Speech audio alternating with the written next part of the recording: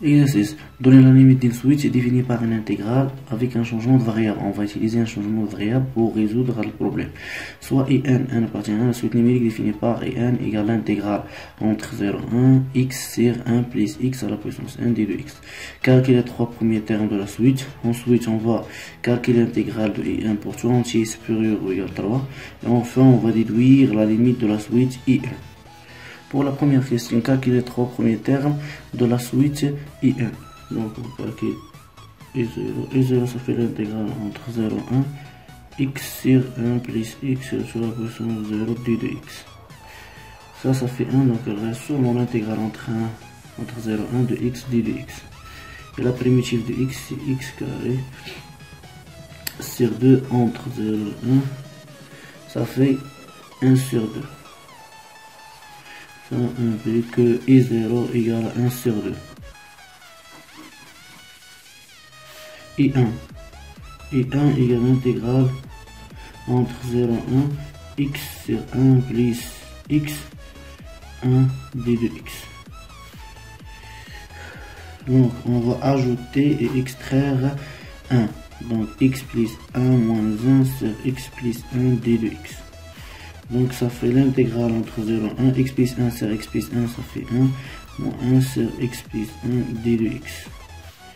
La primitive de 1, ça fait x, et la primitive de x plus 1, ça fait ln, parce que si je dérive ln x, je trouve x plus 1 prime, c'est 1 sur x plus 1. Donc moins ln de x plus 1 entre 0 et 1. Donc ça fait 1 moins ln de 2, moins 0, moins ln moins 1, ça fait 0, donc ça fait 1 moins ln 2.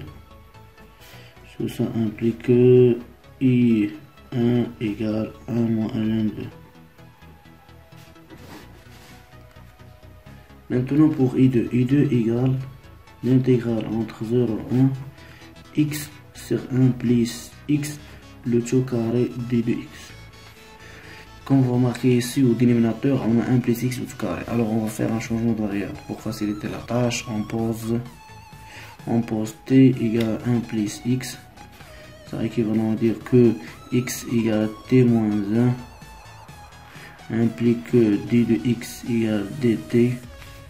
X varie entre 0 et 1 implique que t varie entre 0 plus 1, ça fait 1 jusqu'à 1 plus 1, ça fait 2.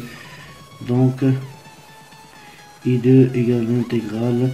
Au lieu de commencer par 0 jusqu'à 1, alors on va commencer par 1 et 2. X ça fait t moins 1. On remplace 1 plus t par 1 plus x par t. Et d de x par d de t. Mais c'est carré, ça fait carré. Donc ça c'est l'intégrale entre 1 et 2. T sur t carré. Et seulement 1 sur t moins 1 sur t carré. Tout ça fois dt. Donc, la primitive de 1 sur t, c'est ln t. Et la primitive de moins 1 sur t carré, c'est plus 1 sur t. Entre 1 et 2. Donc, ça fait ln 2 plus 1 sur 2 moins ln 1 plus 1. Donc, ça fait ln 2 plus 1 sur 2. ln 1, ça fait 0, donc moins 1. 1 sur 2 moins 1, ça fait 1 sur 2. Donc, ln 2 moins 1 sur 2. Ça implique que I2 il y a ln 2 moins 1 sur 2. La deuxième question. Calculer l'intégrale I1 pour tout entier naturel 1 supérieur ou égal à 3. On a I1 égale l'intégrale entre 0 et 1 x sur 1 plus x le tout à la puissance 1 d de x. On fait un changement de variable. Le changement que nous avons déjà traité. Donc ça fait l'intégrale entre 1 et 2. Ici, ça fait t moins 1. Et ici, ça fait t à la puissance 1. Parce que le changement, c'est t égale 1 plus x. J'ai déjà écrit ce changement-là dans la question 1. Donc t égale 1 plus x, donc x égale t. d de x, ça fait d de t.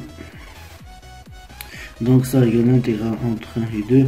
T sur t à la puissance 1, ça fait 1 sur t à la puissance 1 moins 1 moins 1 sur t à la puissance n, tout ça fois dt.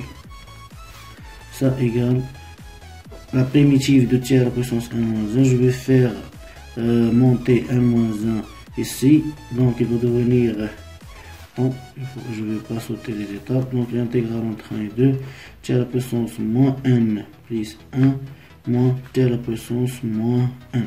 Et si je dérive t, je trouve 1, si je dérive t, je trouve 1, donc la primitive directement, donc la primitive de ça c'est quoi? Ça fait t à la puissance moins 1 plus 1 plus 1, ça fait 2, sur, ça fait 2, donc 2 moins 1, moins t moins 1, ça fait t moins 1 plus 1 sur 1 moins 1. Entre quoi? Entre 1 et 2. Donc ça fait combien?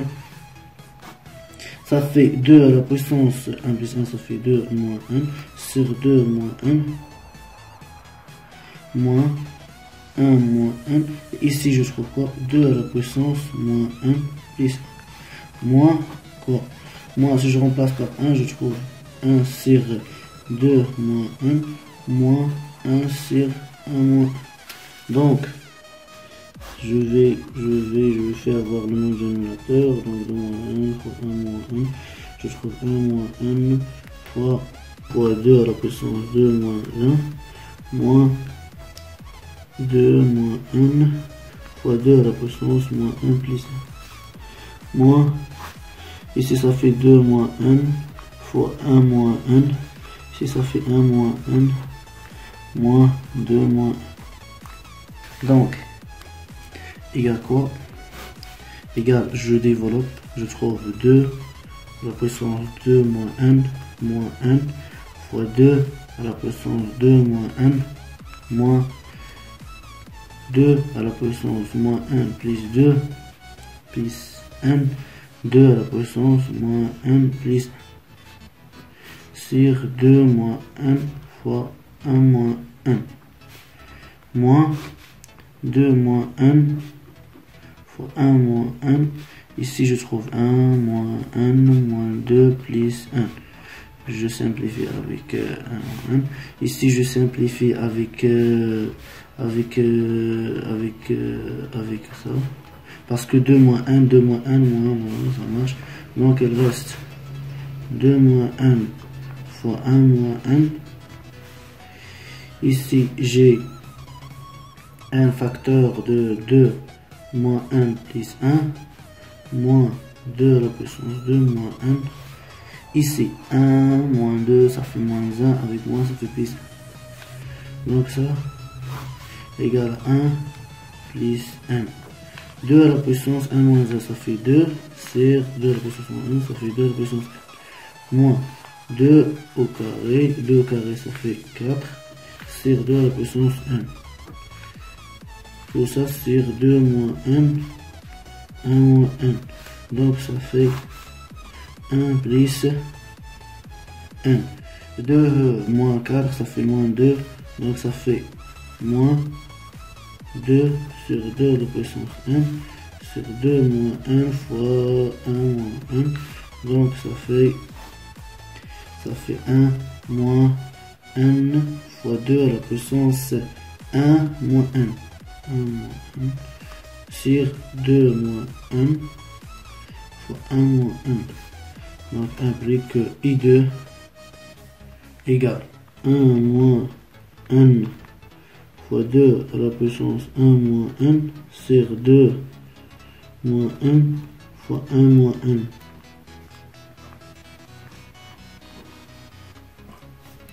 Ça c'est IN, c'est pas I2, pardon. Quel que soit n supérieur ou égal 3. Pourquoi supérieur à 3? Parce que si n égale 1, je ne peux pas diviser par 0. Si n égale 2, je ne peux pas diviser par 0. Pour la troisième question, on déduire la limite de la switch IN. On a, troisième question, on a IN égale 1 moins 1 fois 2 à la puissance 1 moins 1 sur 2 moins 1 fois 1 moins 1 quel que soit n supérieur ou égal à 3. Donc, la limite quand n tend vers plus l'infini de in égale la limite quand n tend vers plus l'infini de, je factorise par n, il reste un facteur de 1 moins 2 sur 2 à la puissance n, je trouve ça sur 2 moins n fois 1 moins n. Donc ça égale la limite quand n tend vers plus l'infini, je factorise par 1 sur n, j'ai déjà factorisé par n, donc 2, je factorise ici par 1, je trouve n carré, il reste 2 sur n moins 1 fois 1 sur n moins 1, je simplifie par n, il reste la limite de n tend vers plus l'infini, de 1 sur n fois 1 sur n moins 2 sur 2 à la puissance 1 sur 2 sur n moins 1, 1 sur n moins 1. 1 sur 1 quand 1 tend plus l'infini, ça fait 0, et ça fait 0, ça fait 0, et ça fait 0. Donc 0 sur moins 1 fois moins 1, ça fait 1. Donc 0 fois, oui, 1 sur 1, ça fait 0. Et ici, ça fait 0 sur 1. Donc ça fait 0. D'où la limite quand 1 tend vers plus l'infini de in égale 0.